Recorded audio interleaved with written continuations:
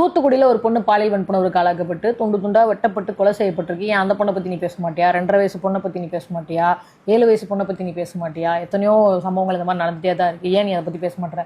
நான் அதை பற்றி பேசினா மாறிடுமா? புரிஞ்சுக்கோங்கடா, நீங்கள் அவ்வளோ நல்லவனுங்களாம் கிடையாது. இதுக்கு அரசாங்கம் காரணமானு கேட்டால் கண்டிப்பாக கிடையாது. 18 வயசு கீழே இருக்கிற பிள்ளையை தொட்டால் போக்சோல உள்ள போயிடுவோம், இல்லை அப்படின்னா வந்துட்டு ஆயுள் தண்டனை கிடைக்கும், இல்லை அப்படின்னா உச்சபட்சமாக மரண தண்டனை கிடைக்கும். எல்லாமே தெரிஞ்சுதான் அதை தப்பு பண்ணுறானுங்க. ஏன்னா அந்த நேரத்துக்கு அவனுக்கு தேவைப்படுது. இப்படி தேவைப்படுறதுனால தான் சொந்த பிள்ளையவே அப்போ ரேப் பண்ணிட்டான்ற நியூஸ்லாம் நம்ம கேள்விப்படுறோம்ல.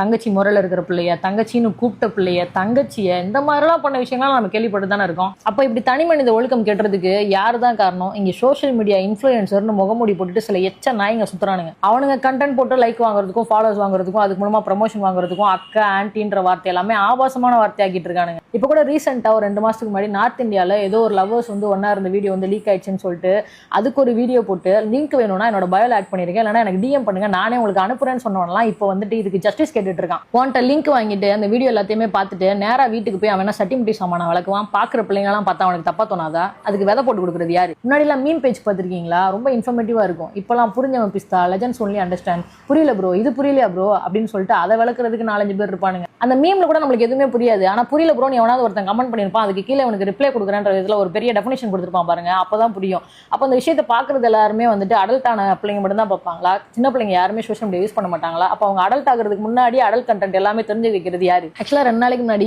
என் வீடியோல கூட ஒருத்தன் கமெண்ட்ல வந்து உனக்கு கலாய்க்கிறது நல்லா தான் இருக்கு, அரவாணி தானே நீ அப்படின்னு சொன்னான். அவங்களும் மனுஷங்க தான், அவங்களோட என்ன கம்பேர் பண்றதுனால நான் அவனுக்கு குறைஞ்சு போயிடலாம் மாட்டேன். ஆனா உசு 9 அரவாணின்னு கூப்பிட்டு இருந்தவங்கள திருநங்கைன்னு ரொம்ப மதிப்புக்குரியதா கூப்பிட வச்சதுக்கு அப்புறமும் கூட நான் மறுபடியும் அவங்களை இப்படிதான் கூப்பிடுவேன் அப்படின்னு சொல்லி கூப்பிட்டு இருக்கேன். நீங்களாம் ஏன்டா வந்துட்டு சம்பந்தமே இல்லாம இதுல கவர்மெண்ட்டை குறை சொல்லிட்டு இருக்கீங்க?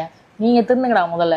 எனக்கு என்ன ஆச்சரியம்னா, அப்படி ஒரு கேவலமான கமெண்ட் பண்ணவனுக்கு 59 லைக். அப்ப அந்த 59 பேர் அவனோட மனநிலையில இருக்கிறாங்கன்னு தானே அர்த்தம். பொண்ணுங்களுக்கு தெரியும் கல்யாணம் ஆனாலும் சரி ஆகலனாலும் சரி டெய்லி எவ்வளவு பிரச்சனையா உடல் ரீதியா ஃபேஸ் பண்ணிட்டு இருக்கோம் அப்படின்னு. பாக்குற எல்லாருமே சந்தேகனோட தான் பாக்குற மாதிரி இருக்கும். ட்ரெயின்ல ஸ்லீப்பர் சீட் புக் பண்ணி போற இடம் வரைக்கும் நிம்மதியா தூங்கிட்டே போகலாம் அப்படின்னு நினைச்சிட்டு இருந்தா கூட தூங்கிக்கிட்டு இருந்தா ஒரு மனுஷன் பாதி போனோம்னு சொல்லுவாங்க. ஆனா அந்த தூக்கத்துல கூட பொண்ணுங்க கவனத்தோடயே தான் இருக்கணும். ஆனா அவங்க லைஃப்ல பல முறை நிறைய ஜென்டில்மேனே மீட் பண்ணிருப்பாங்க. ஆனா அந்த ஜென்டில்மேன் நினைச்சிட்டு இருப்பாங்க அந்த பொண்ணுங்களை எந்த ஒரு டிஸ்டர்பன்ஸும் பண்ணாம நம்ம இருந்தோம் அப்படின்னு.